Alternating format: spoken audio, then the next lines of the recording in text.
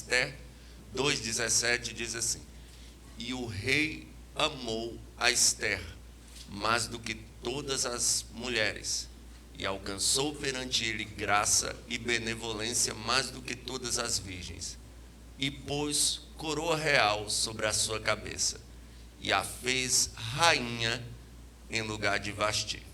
Amém? Se assente adorando a Jesus.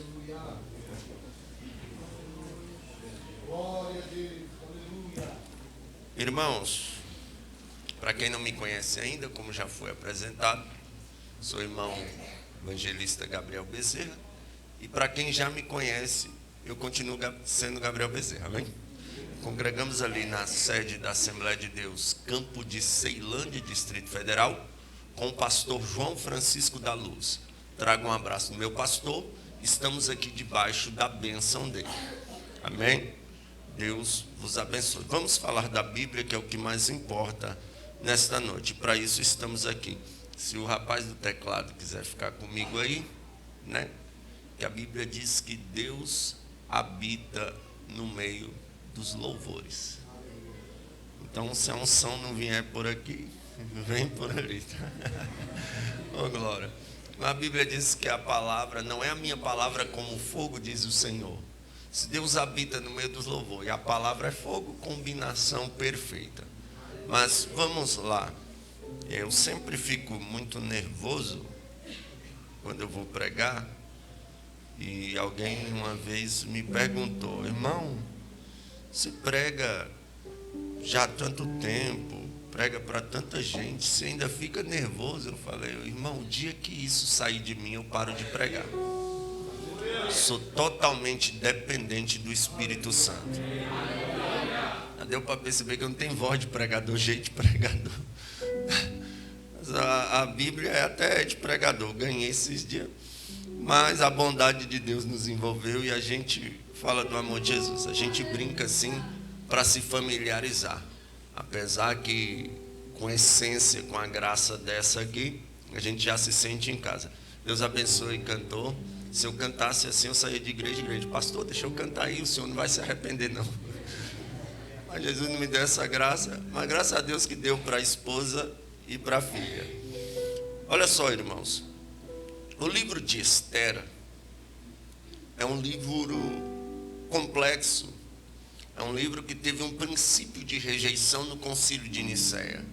O concílio de Nicéia foi o concílio de reunião entre os líderes da igreja na época, para decidirem quais livros estariam na Bíblia Sagrada. Porque havia rejeição dentre alguns livros, como o livro do Apocalipse, porque existia vários Apocalipses na época. O livro de Ezequiel, por ser um livro que o profeta tratava de visões atrás de visões. E o livro dos mais rejeitados foram dois: o livro de Esther e também o livro de Salomão, da sua paixão, né? Aleluia, louvado seja Deus. Por que esses dois livros foram rejeitados? Porque nenhum contém a palavra Deus. Nem o livro de Cantares de Salomão, nem o livro de Esther. Você não vai ver Deus, Jesus, Espírito Santo, Espírito do Senhor, Yahvé, Yeshua Mashiach. Nenhum nome que se atribui à Trindade Santíssima está registrado dentro desses livros. Por isso eles tiveram um princípio grande de rejeição no concílio de Nicéia. Porém, se eles estão aqui, é porque Deus queria que eles estivessem aqui. E toda a escritura, ela é divinamente inspirada por Deus, pelo Espírito Santo de Deus. E o livro de Esther, embora não trate da palavra Deus, não fale da palavra Deus, a palavra mais espiritual do livro de Esther é jejum. Mas nós sabemos que os judeus não prestavam culto ou adoração a outro Deus, senão o nosso Deus, o Deus de Israel. Então, o que acontece? Trata-se de uma história onde se passava no reino persa, onde o rei Assuero estava no auge da época. Já havia passado o grande império de Nabucodonosor, o rei da Babilônia. O rei Nabucodonosor foi o único rei que reinou e governou sobre todo mundo. Na época do rei da Babilônia, Nabucodonosor, ele invade Israel, invade Jerusalém, e ele, em algumas levas, ele leva algumas pessoas cativas, como está registrado no Salmo 137, que junto aos rios da Babilônia eles se assentavam e choravam, nas harpas penduraram nos salgueiros que haviam no meio delas, eles penduram suas harpas, ali eles choram bastante, mas o cativeiro não dura para sempre. No Salmo 126 nós vamos ver que Deus arranca o povo do cativeiro, e a alegria deles ao voltar do cativeiro é como um sonho, né? Eles ficam maravilhados. Mas nesse período aí, nessas levas, Nabucodonosor vai levar também a família de uma moça chamada Hadassa, e os pais dela morrem durante essas levas, durante esses cativeiros, e o seu tio Mardoqueu a adota e a cria, e de uma certa forma eles vêm parar dentro do reino persa, no governo do rei Assuero. E o rei Assuero está no auge, está dominando agora. Todas as suas batalhas ele venceu, conquistou, fez um império, e agora ele dá uma festa para mostrar toda a sua riqueza, toda a sua glória. E é tanta coisa para mostrar, que a festa dura 7 dias. E ele vai mostrando ouro, vai mostrando prata, vai mostrando as cortinas, vai mostrando tudo. Pense no tanto de riqueza, despojos que eles invadiam nas guerras e traziam os despojos. Era riqueza demais. Um homem de fato era um grande imperador, o rei Assuero. No 7º dia, tanto mostrando as coisas como também bebendo, o rei estava já com o coração alegre de tanto beber vinho, e os príncipes que estão com ele sugerem ver a beleza da rainha. O rei passa 7 dias mostrando coisas perfeitas, maravilhosas, mas os príncipes querem ver agora a beleza da rainha. Não há glória nenhuma dada ao homem, de maneira nenhuma. Mas o apóstolo Paulo vai dizer que a glória do homem é a mulher. Então o rei Assuero decide mandar 7 de seus súditos e chamar a rainha Esté. E eles vão, a rainha Vasti, melhor dizendo. Quando chegam lá, a rainha rejeita o convite, diz: eu não vou me apresentar diante do rei, não vou me apresentar diante deles. E eles voltam e dão a notícia. O rei fica indignado, porque ela rejeita na frente de todos os príncipes, de todos os seus homens importantes de sua corte. Ela rejeita, ela desobedece uma ordem do rei. Aí o rei se aconselha com seus príncipes, e os príncipes olham para o rei e dizem: rei, tu precisa fazer alguma coisa. Ela te desobedeceu diante de todos nós, diante de todo o seu reinado. Se tu não fizer nada, amanhã as nossas mulheres vão nos desobedecer também, e ainda vão alegar: a rainha desobedeceu, nós podemos desobedecer também. E o rei pergunta: o que é que eu devo fazer? Olha, sugere a ela que não entre mais na sua presença, nunca mais. E o rei faz um decreto que a rainha Vasti não entre mais na sua presença, e que cada homem seja senhor de sua casa. E isso é decretado. O rei toma essa atitude pela desobediência, porque eu sempre digo, uma coisa é ser esposa de um irmão que está ali, ninguém conhece ele, não tem cargo na igreja, não quer assumir cargo na igreja, não quer liderar, não quer ser alguém do santo ministério, quer apenas ser um membro. Uma coisa é ser esposa dele. Ainda assim, tem que ter um bom exemplo. Agora, quer ser esposa de um líder, te prepare, porque quanto mais é dado, mais é cobrado. Tem pastor que não pode doutrinar a igreja, porque a esposa dele posta foto com as tomara que caia o pastor, tomara que caia o pregador, tomara que caia todo mundo no Instagram. né, anda sensualizando. Como é que ele vai corrigir o rebanho? As irmãs vão olhar e vai dizer: tu não corrige nem sua esposa, quer corrigir a gente? Né? Tem esposas de obreiro que fazem fofoca, fazem dissensão, vive com disse-me-disse, vive causando intriga. Aí como é que o pastor vai pastorear uma igreja se a mulher não dá exemplo? A esposa do líder não dá exemplo, como é que ele vai liderar? A esposa do cantor não dá exemplo, como é que ele vai sair por aí cantando? Tem obreiros que infelizmente tinham grandes chamadas, tinham grandes promessas, mas casaram-se errados. E ao casar com uma mulher rixosa, com uma mulher de comportamento que não condiz com uma serva de Deus cristã, infelizmente esses obreiros não serão bem-sucedidos no ministério. Então, moça, você que ora, eu quero casar com um homem de Deus, seja uma mulher de Deus. Em vice-versa, o obreiro também tem que dar o seu testemunho. Então, nessa ocasião aqui, o rei tem que fazer alguma coisa. E segundo os costumes dele lá, ele manda ela ir embora. Só que o tempo passa, a raiva dele, a euforia passa, e ele se lembra da rainha Vasti, chama os príncipes: e agora, o que eu devo fazer? Olha, rei, como de costume, o rei não pode ficar sozinho, né? Manda buscar moças virgens em todo o seu reinado, em todo o seu governo, e escolhe dentre elas uma para se casar.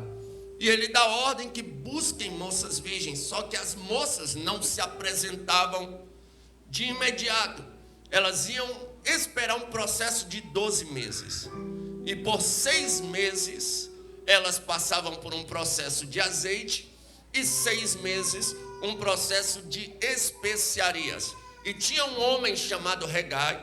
Este homem era incubado, recebia a incumbência de cuidar dessas moças, de preparar essas moças para o dia da apresentação ao rei.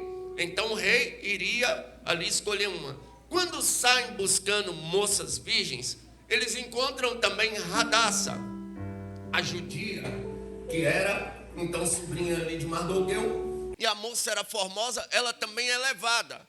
Quando Regai, o eunuco que recebeu a missão de adornar as moças, preparar as moças durante esses 12 meses, durante um ano ali, para a apresentação, bate o olho em Esther, a Bíblia diz que ele tem um cuidado especial com Esther, mais do que com as outras moças. Ou seja, quando ele bate o olho em Esther, ele já identifica que esta é a moça escolhida. A Bíblia diz que ele, além de dar um lugar melhor para ela ficar, ainda lhe oferece 7 moças para lhe servir. E ela vai ter ali uma regalia dentre todas as demais moças, vai ter um cuidado maior. Por quê? Porque o guarda, antes mesmo da apresentação, ele já identifica que é Esther, que o rei vai escolher. A mulher tinha um brilho diferente, ela tinha algo diferente, ela tinha cara de escolhida, aleluia, oh glória. Quem tem cara de escolhido aí, levante a mão e adora a Deus. Ele tem um cuidado maior com ela.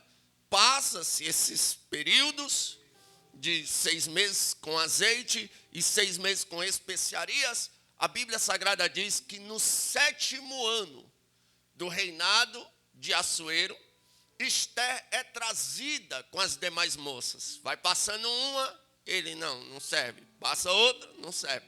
Passa outra, não serve. Quando ele vê Esther, o eunuco Regai não estava enganado. Ele se apaixona por ela. E a Bíblia diz que ele ama mais Esther do que as demais moças. E põe coroa real na cabeça dela, no lugar de Vasti, no 7º ano de seu reinado. Depois que o rei Assuero casa-se com Esther, ela entra para o palácio. E quando ela está no palácio, um homem chamado Ramã se levanta. E esse homem, agora por receber do rei uma autoridade, um poder de governo, ele quer ser adorado. Ele passa diante do povo e pede que o povo o adore. Só que havia lá o judeu Mardoqueu. E o judeu Mardoqueu era da qualidade de Daniel, Sadraque, Mesaque, Abidnego, que não se prostra diante de Deus nenhum, diante de homem, de estátua nenhuma. E quando ele passava, todo mundo se prostrava, menos o judeu. E é o seguinte, irmão, se você se prostra, eles vão ser seus amiguinhos. Mas se você não se prostra, te prepara para ser perseguido. E eu ando preocupado, irmão. Porque Tiago pregando, ele disse: adúlteros e adúlteras, não sabeis vós que a amizade do mundo é inimizade contra Deus? Portanto, qualquer que se constitui amigo do mundo é inimizade contra Deus. A igreja moderna anda tão amiguinha do mundo. Existe uma coisa que está doendo o meu coração. Muitos pregadores já conquistaram o mundo. E por não ter mais o que conquistar, a ganância por poder está levando eles agora para o político. Meio político. A maioria dos pregadores aí da mídia vão concorrer a cargos eletivos esse ano. E isso está me preocupando. Por que, pregador? É errado um cristão ser político? De maneira nenhuma. Porém, a política do Brasil é corrupta ao extremo. Se você não é amigo deles, você vai ser perseguido. E tristeza para mim é que parece que eu já estou vendo uma boa parte deles envolvidos em escândalos de corrupção. Porque ou você se prostra diante do sistema, ou você vai ser perseguido até de morte, até mesmo a sua família. Que Deus guarde esses pregadores, pregadoras e cantores que estão entrando na política. E não venham com essa conversa de a gente vai lá representar a igreja. Vocês, a partir do momento que assumirem um cargo político, vocês não são representantes da igreja, vocês são representantes políticos. Então, se vocês se envolverem em esquemas de corrupção, não é problema da igreja, a igreja não tem nada a ver com isso. Representante da igreja é os pastores, é as irmãs de ciclo de oração, é essa juventude, é esse povo que está aqui no altar. Quem está lá é representante político. E que Deus guarde vocês, porque dói a minha alma ver pastores em esquemas de lavagem de dinheiro, de corrupção. Aí a gente vai pregar para o ímpio, pastor é tudo ladrão. Mas pastor não é tudo ladrão. Pastor nenhum presta. Pastor presta sim. O negócio que querem botar umas pessoas que estão envolvidas em escândalos como representantes da igreja. Essas pessoas não são representantes da igreja. Aleluia, representante da igreja é esse povo que está aqui lutando dia após dia para ir morar no céu com Jesus Cristo. Isso é até pesado de se falar, mas alguém precisa falar. Que caia temor sobre a igreja brasileira.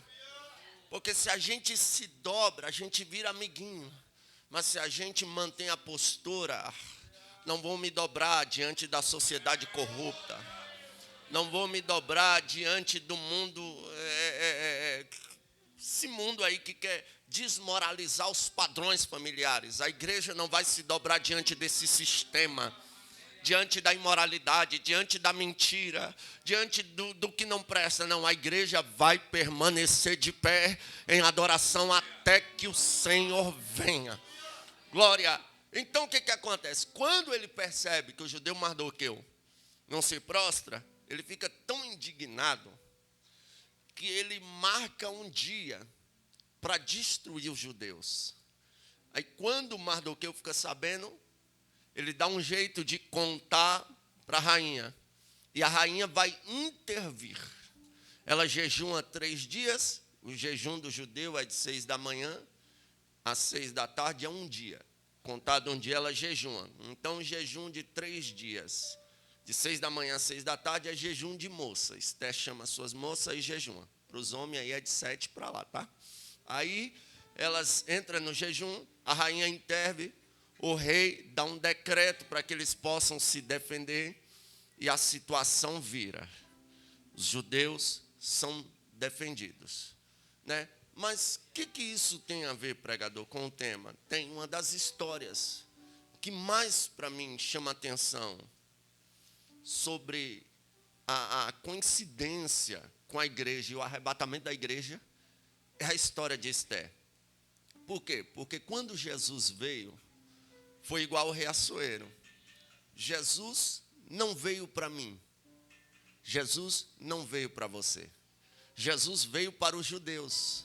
Mas assim como a rainha Vasti rejeitou o chamado, os judeus também rejeitaram o chamado. Jesus entra em Israel e diz: Jerusalém, Jerusalém, tu que mata os profetas. Quantas vezes eu quis ajuntar vocês debaixo das minhas asas, como uma galinha ajunta os seus pintinhos debaixo de suas asas, mas vocês não quiseram. Como é que Israel rejeita uma proposta dessa, irmão? Eu tinha 7 anos de idade, eu fui passar as férias em Niquelândia, de Goiás, na roça. Naquela época nem luz tinha, era no lampião, na lamparina. E eu lembro que as galinhas lá, elas chocavam no meio do mato. Pensa numas galinhas bravas, aquelas galinhas índias. E um dia o menino, né? Menino mexe com, não tem medo de nada. Eu fui mexer com a galinha cheia de pintinho. Quando eu cheguei perto dela, eu lembro que ela se inchou todinha assim pro meu lado. E eu achei que foi bonitinho, menino sem noção de nada. Aí eu fui para cima daqueles pintinhos, mano. Essa galinha voou com os 2 pés no meu peito, que eu caí no chão. E eu saí chorando, nunca mais eu mexo com a galinha. Eu fico pensando, assim é Deus. Quando o inimigo tenta se aproximar de nós, Deus se arma para o lado dele. Se tentar tocar, Deus vai esmagar. Aleluia. Nós estamos debaixo das asas do Onipotente. Aleluia. Só que os judeus rejeitam. Assim como a rainha Vasti rejeitou. Aí Isaías vai dizer que ele é buscado por um povo que não o procurava. Ou seja, a salvação não era para nós. A salvação era só para os judeus. Paulo escrevendo aos Romanos, ele vai dizer que todos nós pecamos e destituídos fomos da glória de Deus. Ou seja, estávamos condenados ao inferno. Não merecíamos a salvação, mas Jesus, por sua graça e seu favor não merecido, que a gente merecia era a condenação.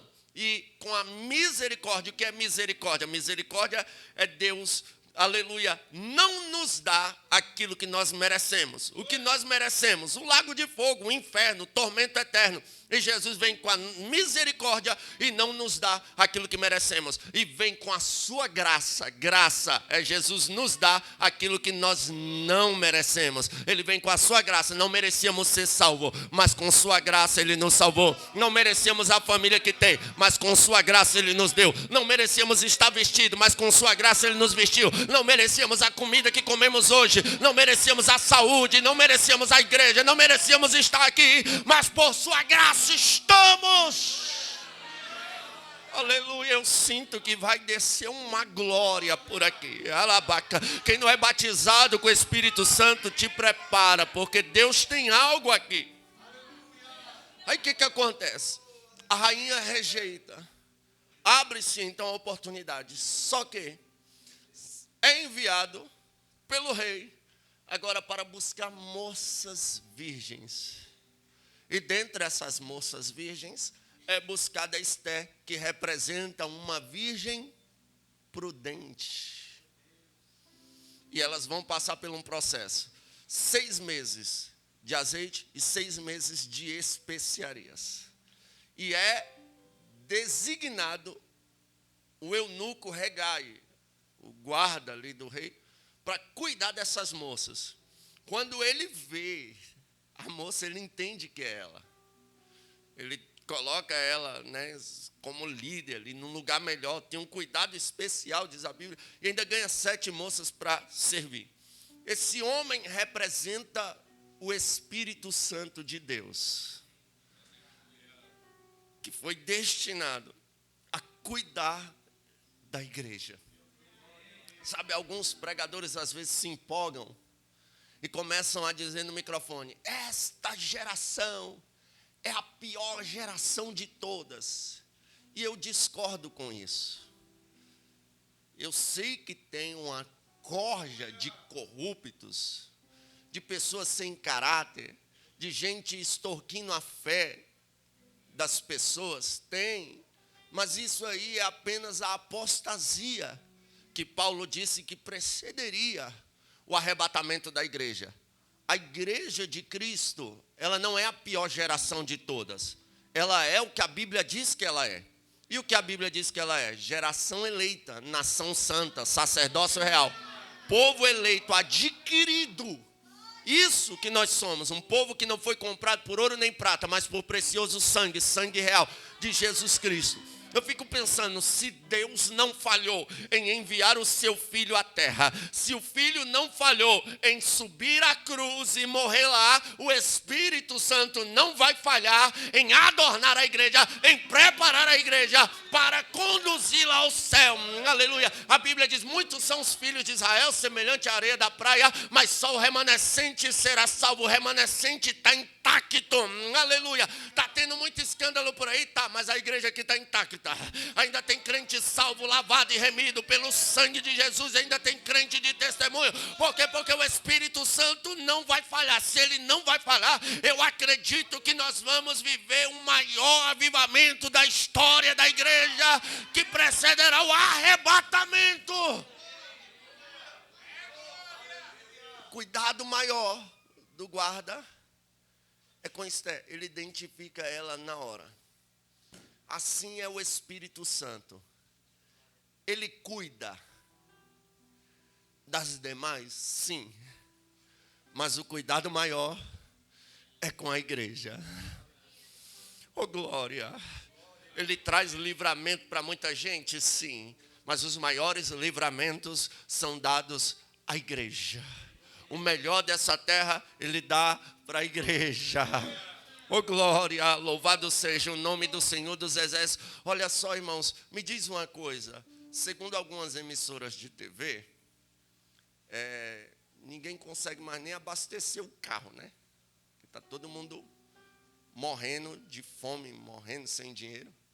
Mas me diz uma coisa, irmão que tem carro aí. Durante essa pandemia toda, alguém ficou sem abastecer carro?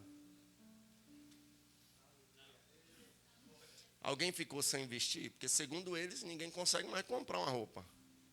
Alguém ficou sem calçar? Alguém ficou sem comer? Não, por quê? Porque o Espírito Santo, ele cuida da igreja. Ele tem um cuidado maior com a igreja. Olha só, eu me lembro uma vez, o erro que muitas mães cometem é, minha filha, você não vai casar com aquele cara ali, não. Ele não tem nada na vida. O erro que muitas mães, até crentes, porque a Bíblia diz que as mais velhas devem ensinar as mais novas a serem boas donas de casa e amar os bens dos seus maridos. É assim? Não. Amar os seus maridos. Mas tem muita filha que está prejudicada em relacionamento, porque a mãe disse, não vai casar com aquele pé rapado, não. Não vai casar com aquele cara que não tem nada. Aí ela casa com o playboyzão do carrão, que usa o carrão para trair a filha, para ir para a festa, que usa os seus bens para maltratar a filha.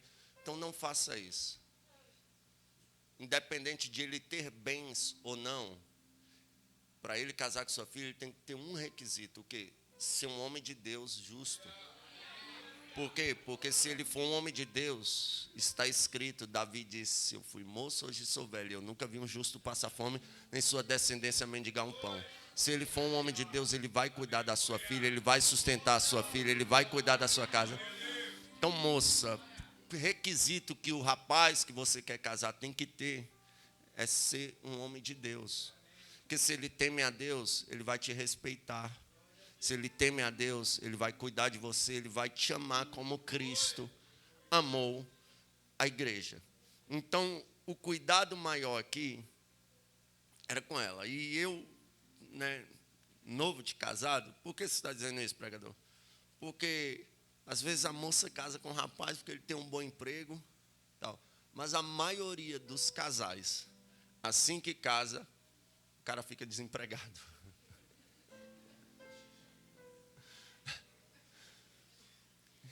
E agora? O que vai fazer? Casou por causa do emprego do homem. Casou por causa do carro bonito. Agora, como é que vai pagar a prestação do carro? É um negócio estreito. Mas por que Deus permite isso às vezes? É para provar se ama mesmo ou se foi só interesse. Mas como no meio do povo de Deus não existe interesseira, né? Pelo menos aqui no sul não, né? Lá no centro-oeste talvez tenha, mas no sul não existe interesseira. Aí eu lembro que eu casei com a minha esposa, só que o meu caso foi diferente, porque eu, pregador do evangelho, né, quando eu aceitei a Jesus, eu era um vagabundo, Jesus me tirou da favela, do mingau, me salvou, não prestava para nada, a minha juventude toda aprontando, fazendo o que não presta. E quando eu vim para a igreja, eu falei, Jesus, já que eu era um vagabundo, agora eu sou crente, a minha atitude agora é diferente.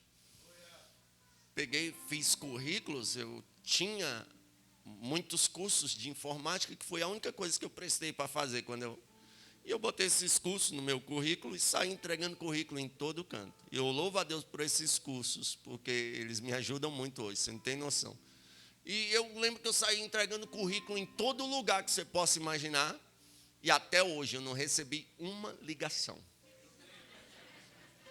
Aí Deus tomou um profeta e disse assim, assim diz o Senhor, da onde eu te tirei, só eu para te tirar. Tu andarás de asa de ferro não como turista, mas eu te levarei para pregar o evangelho. E tu não vai trabalhar para o homem. Eu falei, aí não, Jesus. Como assim? Senhor, tu não vai trabalhar para o homem. E eu comecei a pregar com 5 meses que eu estava na igreja. E com 1 ano, mais ou menos, eu já saía para pregar fora em congresso. Só que eu queria trabalhar. Por quê? Eu não acho correto, eu reprovo totalmente a atitude de um pregador estipular valor para pregar. Porque não tem na Bíblia nenhum evangelista que cobrou para pregar o evangelho. Não existe. Ah, pregador, mas a Bíblia diz, não atarás a boca ao boi que debulha, o obreiro é digno de seu salário. Sim, corretíssimo. O obreiro é digno de seu salário. A igreja se conscientiza, supriam as necessidades dos apóstolos, dos pregadores. Assim a igreja deve fazer, e Deus não deixa nenhum pregador na mão. Os que confiam nele, de maneira nenhuma. Deus sustenta e cuida. Aí eu falava, Jesus, eu não vou, porque eu não tenho coragem de cobrar para pregar. E a igreja, se você cobra, né, você está extorquindo a igreja. Se você não cobra, algumas igrejas te extorquem. Aí fica difícil. Aí eu falava, Jesus, eu não vou não. Não quero não, vou trabalhar, vou ganhar meu dinheirinho. E fiquei insistindo. E Jesus usava profeta e falava, tu não vai trabalhar para o homem.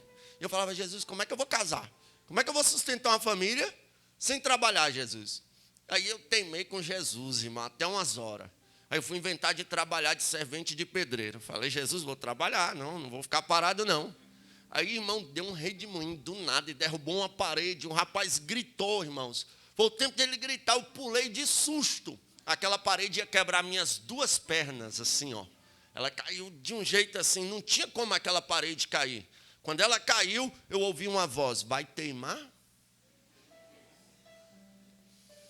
Aí eu, né? E quando você dá birra com Jesus, Jesus é pai, Deus é pai. Quando seu filho dá birra, você dá o que ele quer? Não, você dá um castigo nele. E eu dando birra com Jesus. Dando birra, não quero, não vou trabalhar.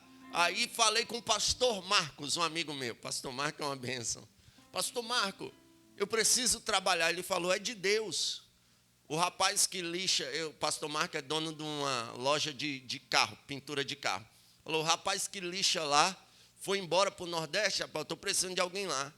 Aí eu falei, então vou contigo. Ele, amanhã eu passo aí 7 horas. E o pastor Marco é o homem mais pontual que eu conheço. Ele é daquele jeito que ele fala para a esposa dele, eu vou sair 6h30 para a igreja. Se 6h30 ela não estiver pronta, ele deixa ela. Pensa no homem pontual. Deu 7 horas, cadê o pastor Marco? Deu 8 horas, cadê o pastor Marco? Eu liguei para ele, pastor Marco, eu estava esperando tu me ligar, porque eu estou sem crédito. Eu falei, por que tu não passou aqui? Ele falou, não, Deus falou comigo essa madrugada, não ponha ele na sua loja, senão vai ser igual Jonas no barco, vai afundar. Aí eu falei, tá de brincadeira, pastor Marco. Aí eu vi que não tinha negociação com Deus. Um dia no monte, eu não vale danado, eu falei, Deus, tá bom, tá aqui minha carteira pela fé, eu estou fichado na Jeová Empresas. Foi a melhor coisa que eu fiz na minha vida, aleluia. Aí quando eu conheci a Varô, eu falei, vai encarar, eu não cobro para pregar e meu negócio é pela fé. Ela disse, estou dentro. Eu falei, então bora. Casamos. Quando eu estou assim, uns 2 meses de casado, eu acho, mó love, ela vem chorando. Amor, eu olhei assim, eu falei, o que foi? Ela, acabou o shampoo. E o condicionador. E só tem um pouquinho de arroz e um pouquinho de feijão. Eu lembro que eu dobrei o joelho, eu citei Bíblia, eu falei, o Senhor Deus, segundo sua grandeza em Cristo Jesus, há de suprir todas as nossas necessidades. Ela falou, você quer dizer que eu não sou crente? Eu falei, não, eu estou dizendo que o Senhor Deus, segundo sua grandeza em Cristo Jesus, suprirá todas as nossas necessidades. Aí eu falei, vamos orar, amor, vai dar certo. No outro dia de manhã, ela foi para a consagração. Minha esposa é novinha, bonita, ela gosta de colar com as irmãs de ciclo de oração. E ela foi lá para orar com as irmãs. Chegou lá, irmãos, ela orando com as irmãs, Deus tomou um vaso para ela, disse, assim diz o Senhor, só tem um pouquinho de arroz, só tem um pouquinho de feijão e um pouquinho de salsicha no congelador. Mas ainda hoje, Deus vai transbordar o seu celeiro. Ela chegou em casa, não falou nada comigo e correu direto para o congelador. Quando ela abriu o congelador, ela danou a chorar, porque ela não lembrava do pouquinho de salsicha. Aí Deus revelou até um pouquinho de salsicha e ela chorou. E eu falei, o que foi? Ela disse, nada. Quando foi à noite, eu fui pregar. E a gente vem da formação, né, Brico? Quando a gente está na prova, põe o melhor terno, a melhor gravata, põe um gel daqueles bem grosso no cabelo, que o povo vê que você está mais firme do que nunca. Mas só Deus sabe o vale. Geralmente, quando Deus te usa muito, a oliveira, quanto mais espremida, mais produz azeite. Eu sempre fui barulhento pregando. Minha esposa, ela prega muito. Eu grito muito. Aleluia. Mas dá certo, os dois. Aí, eu fui pregar e eu estou pregando. Quando eu penso que não para um carro lá na porta da igreja. Quando eu terminei de pregar, eu não tinha carro na época. Hoje Deus abençoou, para a glória de Deus. Aí, um rapaz falou, Gabriel, diga ao pastor que não precisa te deixar em casa, não. Vou te deixar em casa. Ele levou a gente para comer num restaurante japonês. Aí eu falei, glória a Deus. Quando nós fomos para casa, chegou em casa, eram umas 11h50 por aí, na porta da minha casa. Que a gente foi descer, ele falou, calma aí. Falei, o que foi? Ele me ajuda aqui. Abriu o porta-mala do carro, irmãos.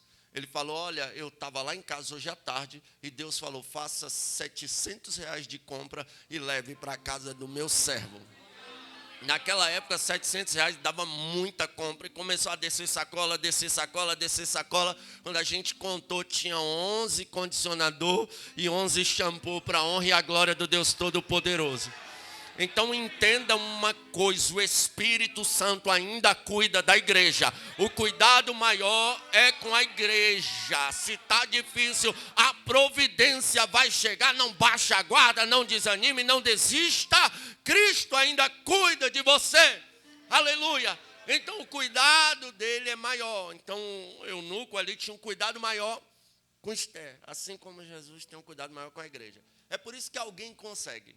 Tratando-se de cuidado, alguém consegue sair por aí, beija um, beija outro, e vai para ali, fica, vai para lá, fica, vai para cá, fica, quando Jesus voltar, fica. Mas você não consegue ser assim. Por quê? Porque o Espírito Santo tem um cuidado maior com você. Tem gente que consegue contar piada imoral numa facilidade. Assistir programas imoral numa facilidade. Porque tem jovens que acham que vai ganhar alguém para Jesus mostrando o corpo, fazendo dancinha no TikTok. Pelo amor de Deus, não faz isso comigo, não. Use suas redes sociais para a glória de Deus. Tem pessoas ali precisando ser alcançadas, mas não é pela exposição do seu corpo, não. É pela exposição da palavra, pela exposição do evangelho. Aleluia.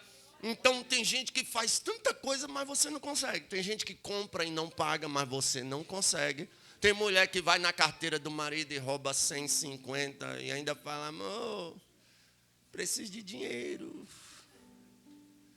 E o marido, amor, sumiu o dinheiro aqui, tu viu? Não, está mentindo e roubando. Mas você não consegue. Por quê? Porque o Espírito tem um cuidado maior com você.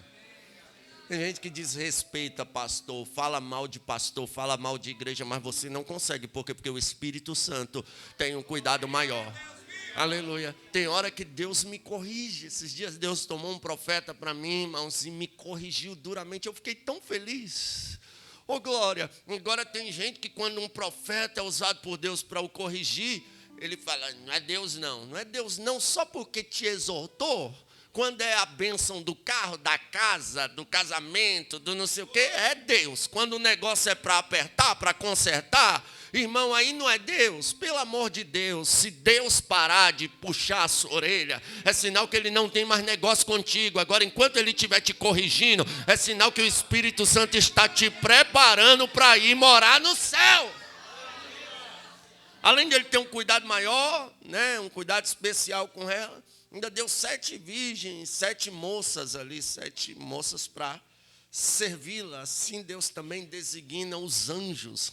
Quando João quis adorar o anjo disse, não faças tal, porque eu sou teu servo e conservo daqueles que guardam a palavra de Deus.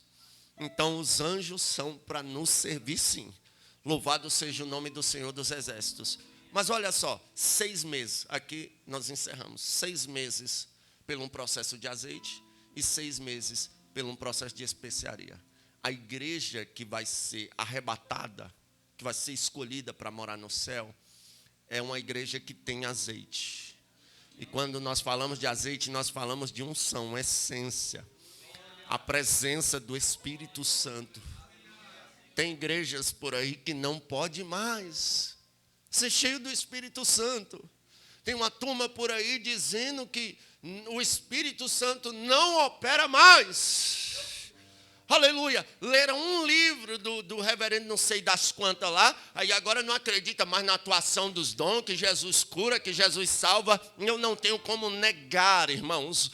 Aleluia. Só se eu tivesse amnésia, só se eu tivesse mal de Alzheimer, para me negar a manifestação dos dons. Por que, pregador? Porque Jesus levantou meu irmão da cadeira de rodas. Aleluia, eu já vi Jesus curar diversas pessoas. Aleluia, eu creio nos dons, eu falo em língua, de vez em quando até interpreto elas. Eu creio na atuação, eu creio no discernimento de espírito, eu creio nos dons de curar, eu creio nos dons de maravilha. Aleluia, eu creio no dom da fé, eu creio no dom da sabedoria da palavra. O Espírito Santo ainda habita entre nós. Aleluia. Mas eles querem parar o Espírito, ou as pessoas cheias de Espírito. Aleluia. Hoje quando eles vão para a internet, isso me dá raiva. O cara pega um lenço, um cajado, uma bacia, sei lá, e fica lá, manto, terra, imitando e zombando, fazendo chacota das coisas de Deus, das coisas santas. Ô saudade que eu tenho da época que quando alguém falava em língua mais alto na igreja, a igreja calava de tanto temor, porque sabia que Deus ia falar. Quando Deus usava alguém em um dom, a igreja via um temor sobre a casa. Cultos de ceia, onde Deus levantava profeta e dizia, não toque na minha ceia. Aleluia. Cultos que quando aquela irmãzinha do coque levantava marchando, a gente gelava. Pedia perdão até pelos pecados que não cometeu. Mas hoje estão ridicularizando aquilo que é santo. Estão querendo esfriar a igreja. Estão querendo parar, extinguir as profecias, extinguir o Espírito. Estão querendo proibir os profetas. Por quê? Porque se não tem profeta, não tem profecia, o povo se corrompe e o povo não prospera. Porque a Bíblia diz, crê no Senhor teu Deus estarás seguro, crede nos seus profetas e prosperareis. A Bíblia diz, não havendo profecia, o povo se corrompe. Eu entendo que a maior profecia é a palavra de Deus. Aleluia. Mas a Bíblia diz, buscai com zelo os melhores dons, principalmente o de profetizar, porque se tem profeta, adúltero não sobe no púlpito, mentiroso não sobe no púlpito, enganador não sobe no púlpito. Aleluia, eu vou liberar uma palavra profética. Deus vai levantar uma geração de profeta que terá nos lábios uma palavra de edificação para a igreja. Aleluia. Aí fica hoje gente com vergonha de ser batizado com o Espírito Santo. Eu vou me segurar porque se eu ficar cheio aqui, a chapinha vai desmanchar. Se eu chorar, a maquiagem vai borrar.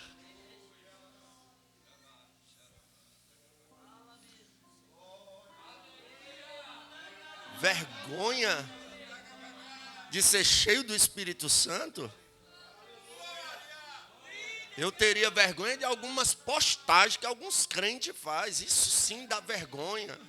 De algumas atitudes que alguns crentes têm no ambiente de serviço, de algumas atitudes que alguns jovens têm na escola. Isso causa vergonha. Agora, adorar, isso não é vergonhoso. Eu não me envergonho do Evangelho. De forma alguma, irmão. Olha, a Assembleia de Deus nasceu no fogo e vai ser arrebatada no fogo. Aquela velha mensagem trazida por Daniel Beck e Gunnar Wingre, eu prego ela ainda. Jesus salva, cura, liberta, batiza com o Espírito Santo e vai levar para o céu. Nós não podemos uma igreja sem azeite. Uma igreja morta. Mas por que azeite? Lembra das 10 virgens de azeite? Para as lâmpadas ficarem acesas. Deus disse a Moisés, Levítico capítulo de número 24, ordene aos filhos de Israel que tragam azeite puro e batido para o candelabro, para que a lâmpada permaneça acesa. O azeite é puro e batido, a gente sofre para obtê-lo. Derrama lágrimas, somos perseguidos, caluniados, somos alvo de inveja, de fofoca, de tantas coisas.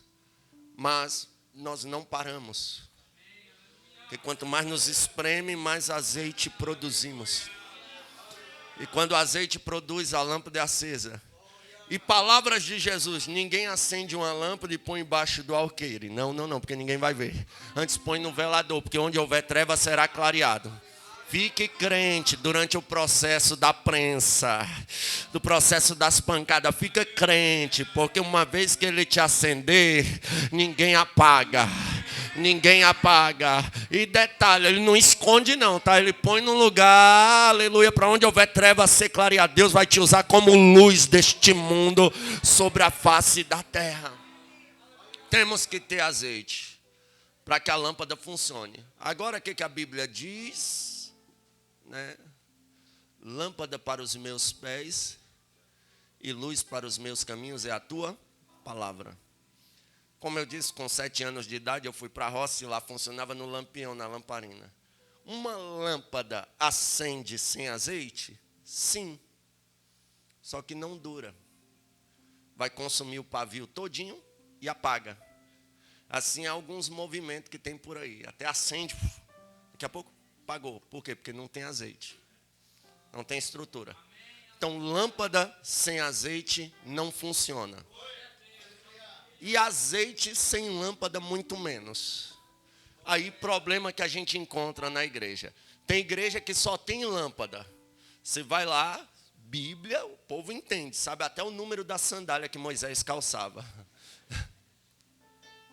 Você chega lá, vai ouvir o indivíduo pregar, eu quero aqui contextualizar, verbalizar, exaurir, instruir. Eu quero aqui usar todos os tópicos da exegese bíblica. Yavé fetá Adonai verish meleha, erra Adonai panareleva, irruneha, Adonai panareleva e acelerrar shalom, e fala grego, hebraico, aramaico. Tem lâmpada de sobra, mas não tem azeite. Não tem azeite. Aí, por outro lado, você vai em igreja que não tem lâmpada. O negócio é só manto, fogo, terra, e raio, e sol, e trovoada. O que foi que o pregador pregou? Não sei, irmão. Foi tanta glória que eu nem vi. Ou seja, a igreja que só tem lâmpada se torna uma igreja religiosa. E igreja que só tem azeite se torna uma igreja fanática. sem equilíbrio. Aí surgem uns caras com os vestidão. Ai, Jesus. Não, isso é porque não gostam de lâmpada. E viram uma igreja fanática. A palavra nos doutrina e o Espírito nos enche. Oh glória, nós precisamos conhecer as Escrituras, lâmpada, e o poder de Deus, azeite. A igreja tem que ter azeite. Temos que ser cheios do Espírito Santo, mas instruídos no Evangelho, instruídos na palavra. Aleluia, avivamento que não vem pela palavra nem deve ser considerado avivamento. Mas o negócio hoje é que não querem usar os métodos aqui. Bíblia e a essência do Espírito Santo parece que não é mais legal hoje, né? Hoje preferem o quê? Vamos transformar a igreja numa boate, que aí a gente vai encher ela. Vamos ter um avivamento. Aí começa a converter as músicas mundanas com letras falando de Jesus. E sacode o esqueleto, e grita, e assobia, e falta soltar bombinha. Nesses dias de hoje até solta, né? Nos arraiá gospel que tem por aí. Usam métodos carnais para dizerem eles, estamos crescendo em números de evangélicos. Aleluia, mas Jesus não quer isso. Aleluia, isso não funciona, isso não aviva. O método ainda é a presença do Espírito que convence o homem do pecado, da justiça e do juízo. E a palavra que ensina ele a caminhar para ir morar no céu. Aí o que acontece? Ele tem um cuidado, passa ali os 6 meses, né, com azeite, 6 meses com especiarias. Especiarias eram os tipos de perfume. Ou seja, elas vão ficar cheirosas, vai tirar o mau cheiro que a gente entrou aqui quando a gente veio, com aquele mau cheiro de toda a prática de pecado. O Espírito Santo vai tirando, vai nos libertando, vai arrancando tudo que não presta, vai nos abençoando. Ele nos abençoa também espiritualmente, materialmente também. O Espírito Santo abençoa, ele cuida, mas está chegando o momento. A Bíblia diz que no 7º ano de seu reinado, chega o período da escolha. Ele vai escolher uma. Isso me chama a atenção, o 7º ano do reinado. Por quê? Porque de Adão ao dilúvio, 2000 anos. Do dilúvio a Cristo, mais 2000 anos. De Cristo até o ano 2000, mais 2000 anos. Ao todo, 6000 anos. Nós estamos dentro do 7º milênio da história da humanidade. No 7º ano do reinado, o rei Assuero se casa com a rainha. Eu tenho convicção que não virá outro milênio. Esse é o milênio. Embora ninguém saiba o dia e nem a hora que o Filho do Homem há de vir. Pode ser antes mesmo desse culto acabar. Eu estou esperando Jesus para hoje. Eu não sei você. Pode ser minha última pregação, como disse o cantor aqui, o último louvor, o último culto que nós vamos prestar aqui na terra. Vamos continuar lá no céu. Mas a qualquer momento nós estamos dentro do 7º milênio e a qualquer momento a trombeta vai tocar e a igreja será arrebatada.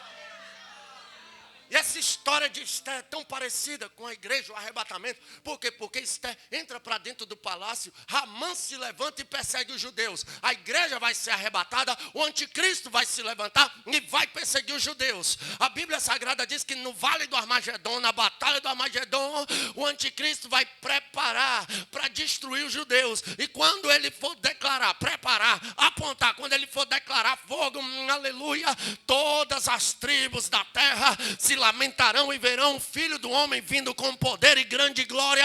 E sabe quem vai estar à direita dele? A igreja virá com Cristo no Monte das Oliveiras. Com o sopro de sua boca ele vai destruir o anticristo, vai amarrar Satanás durante 1000 anos. E a igreja com Cristo reinará 1000 anos. Nós não podemos ficar. A pandemia desestabilizou política, economia e religião.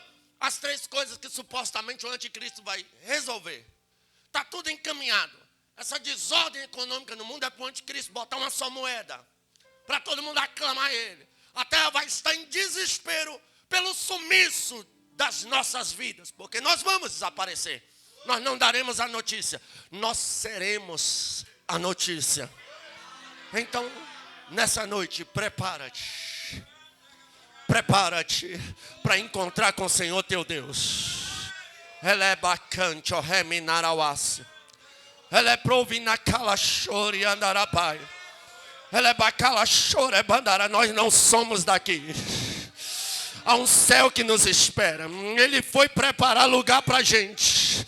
Aleluia, ele está caprichando. Quando eu vejo, aleluia, as construções de Paulo Otávio lá em Brasília, algumas delas a gente fica de boca aberta.